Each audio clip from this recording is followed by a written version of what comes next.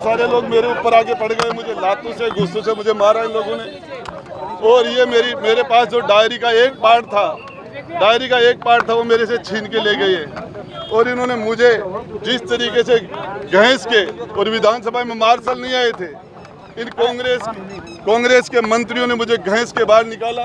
जिस तरीके से मुझे एक साथ बर्खास्त किया गया था सरकार ने, वही का वो उससे ज्यादा बुरा बर्ताव मेरे साथ विधानसभा के अंदर इन लोगों ने फिजिकली किया मेरे साथ। इस डायरी में ऐसा क्या था साहब, कहा जा रहा है कि इस डायरी में ऐसा क्या था जिससे लेकर आप इतना चाह रहे थे? ये इन्होंने मेरे से वो डायरी छीनी क्यों?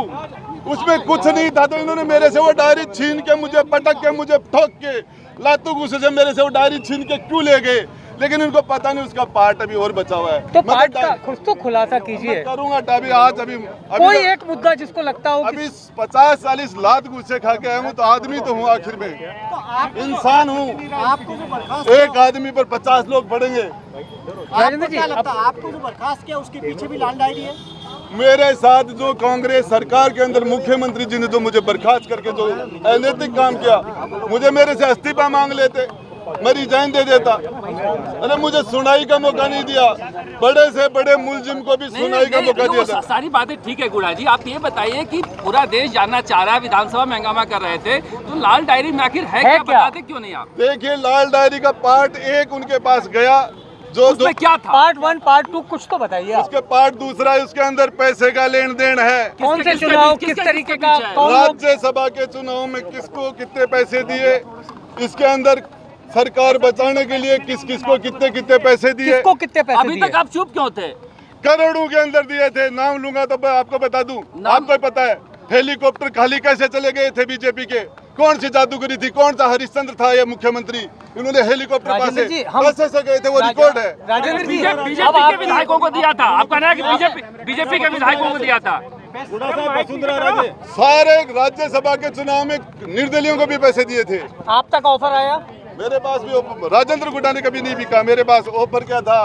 मैंने तो सारी चीजों को ठुकरा के आज मेरे ऊपर तो चार्ज लगा रहे हैं कि मैं बीजेपी से मिला हूँ। मैंने एक बार नहीं, मैंने इनकी 2 बार सरकार बनाई है। माननीय अशोक जी गहलोत 3 बार मुख्यमंत्री बने, 2 बार राजेंद्र गुट्टा से पाप हुआ इनकी भोली शकल देख के। तो लोग ये कह रहे हैं आपको फायदा हुआ होगा इसलिए आप गए। मुझे क्या फायदा हुआ? मेरी जांच करा लेना, मेरी प्रॉपर्टी चेक कर लेना, मेरे बैंक चेक कर लेना। जब नोटबंदी हुई थी दुनिया के अंदर, एक राजेंद्र गुड्डा का खाता था जिसमें 1000 और 500 का एक नोट भी जमा नहीं हुआ था। गुड़ा साहब, ये बताइए कि आप वो लाल डायरी लेने धर्मेंद्र राठौड़ के फ्लैट पर क्यों गए थे? किसने कहा आपको?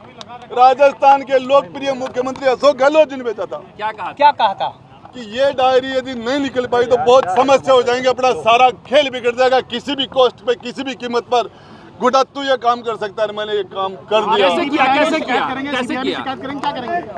सीआरपीएफ के जवान थे, 4 IRS थे, एक चटर्जी था, एक बंगाल का। वहाँ जिस तरीके से मैंने जिस तरीके से आप कैसे गए? गेट तोड़ के अंदर घुसे थे। 8वीं मंजिल का गेट तोड़ा था, 9वीं मंजिल का गेट तोड़ा था, और उसके बाद में जिस कमरे के अंदर डायरी थी उसका गेट तोड़ा था, जाली काटी थी, और उसके बाद डायरी बाहर डाली। डायरी लेकर गए तो सीएम ने क्या कहा आपसे?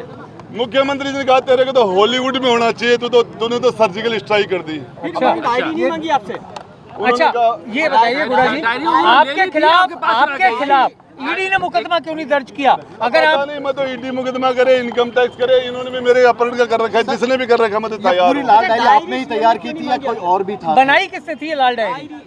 ये तो धर्मेंद्र जी ने बनाई थी, मैंने क्या बोला। तो इसमें कितनी डायरियां हैं ऐसी? इसमें लंबा चौड़ा, आज एक ही मिनट में मैं लूट पीट के ठूक के, पहले मुझे सरकार से निकाला गया, अब मुझे विधानसभा से मार के जिस तरीके से निकाला गया। अब आखिर इंसान ही तो मेरी भी कैपेसिटी होगी। वो नहीं होता। मेरी हाल मुझे एक बार जिस तरीके से इन्होंने मुझे, यहाँ से मैं बड़ा बेआबरू होके सदन से जा रहा हूँ, बड़ा बेआबरू होके मुझे मंत्रिमंडल से निकाला गया। बड़े से बड़े अपराधी को भी मुकदमा दर्ज होता है, उसकी इन्वेस्टिगेशन होती है, उसका चालान होता है, फिर बड़े कोर्ट में मुकदमा कमिट होता है, फिर उस पर चार्ज लगता है, फिर उस पर गवाह लगते हैं, उसमें सफाई के गवाह लगते हैं, मुलजिम बयान होता है, फिर बहस होता है, उसके बाद फैसला होता है। मेरा 1 सेकंड में फैसला कर दिया। आपको कहा जा रहा है कि शेष सत्र के लिए भी निकाला जाएगा आपको, और पार्टी से भी निकाल सकते हैं, कांग्रेस से। मैं ये कह रहा हूँ कि जब तक मैं राव शेखा का वंशज हूँ, हमारी 3 पीढ़ियां एक साथ कट गई थी महिला के सम्मान के लिए रड़ावता में, उसका वो DNA है मेरा। मरते दम तक लड़ूंगा, जब तक मेरा दिल धड़केगा, जब तक मेरे सांस रहेगा। मैं किसी के सामने माफी मांगने वाला नहीं हूँ। मुझे तरह तरह से दबाने की कोशिश की गई, मेरे पर प्रेशर बनाने की कोशिश की गई कि मैं चुप रहूं और मैं इनके सामने माफी मांग लूं। मैंने कौन सा पाप किया मैं माफी मांगूं? गुड़ा साहब आप कह रहे हो मारपीट हुई, लेकिन विधानसभा के कैमरे और तमाम चीजें तो बंद थी उस टाइम जब मारपीट हुई। जब शुरू हुई तब तो चल रहे थे, जब मारपीट में नीचे गिरने के बाद ही तो किया उन्होंने। आप जो कुछ लोग तो अंदर होंगे, आप मीडिया में 2-5 लोगों ने नहीं देखा कि मुझे नीचे पटका है। किस तरीके से मेरे ऊपर 50 से ज्यादा लोग चढ़ गए थे, किस तरीके से। गुड़ा साहब एक आरोप लगाए जा रहे हैं राजेंद्र राठौड़ से आपकी मिलीभगत है। हाँ, देखिए, महेश जोशी को राजेंद्र राठौड़ ने यूनिवर्सिटी प्रेसिडेंट बनाया, रघु शर्मा को राजेंद्र राठौड़ ने प्रेसिडेंट बनाया, और इसके बाद में जिस तरीके से महेश जोशी के खिलाफ एक मीणा लड़का और टीवी के ऊपर मोबाइल के अंदर ये कह रहा कि मेरी मौत का जिम्मेदार महेश जोशी है, और उसके बाद वो मर जाता है। यदि कोई राजेंद्र गुड्डा का इस तरीके से नाम ले ले, राजेंद्र गुड्डा 1 सेकंड में जेल में हो। जिस तरीके से उनके बेटे रोहित जोशी ने जो कमाल किया महिलाओं के साथ, जो वो सबको पता ही है।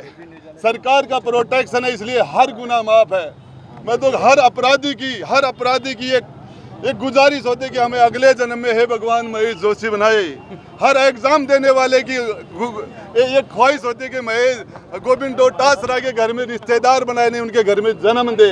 ये हर कंपटीशन देने वाले की ख्वाहिश होती है, और मैं ये कहता हूँ भगवान मुझे अगले बार अशोक गहलोत बनाए। पहले कारनामे अभी कर रहा उनकी पोल खोलना चाह रहा था, मुझे क्यों बर्खास्त कर दिया गया। मैं विधायक के रूप में पहली बार बोलना चाह रहा था। जनता ने मुझे माता और बहनों के साथ जो दुष्कर्म मेरे क्षेत्र में, प्रियंका नाम की बच्ची